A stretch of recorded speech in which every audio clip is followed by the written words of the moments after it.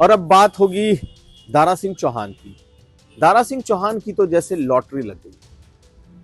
जब वो बीजेपी से समाजवादी पार्टी में गए तो विधायक बन गए, लेकिन सरकार नहीं बनी तो वापस भाजपा लौट आए। भाजपा लौटे तो फिर बीजेपी ने उन्हें घोसी उपचुनाव का टिकट भी दे दिया। वो हार गए, लेकिन बीजेपी ने दिनेश शर्मा की खाली हुई विधान परिषद की सीट से उन्हें अपना उम्मीदवार बना दिया। और अब कल यानी गुरुवार को लखनऊ में दारा सिंह चौहान विधान परिषद की सीट के लिए अपना नॉमिनेशन दाखिल करेंगे।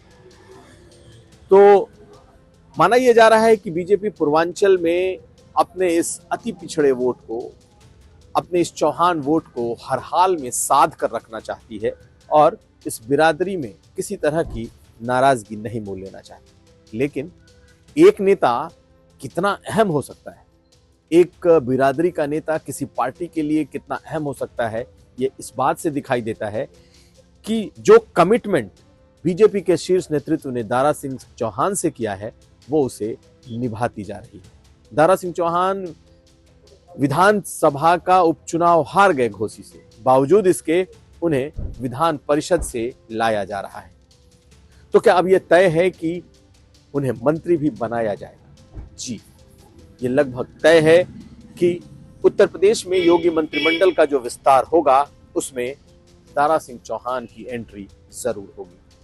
और जब लोग ये बातें कह रहे थे या जब राजनीतिक विशेषज्ञ इस बात की बातें लगातार कह रहे थे कि मंत्रिमंडल विस्तार होगा, तो अब यह दिखाई दे रहा है कि चूंकि 30 जनवरी को इस सीट के लिए चुनाव होंगे और अगर कोई दूसरा नॉमिनेशन नहीं आता तो उन्हें निर्विरोध चुन लिया जाएगा।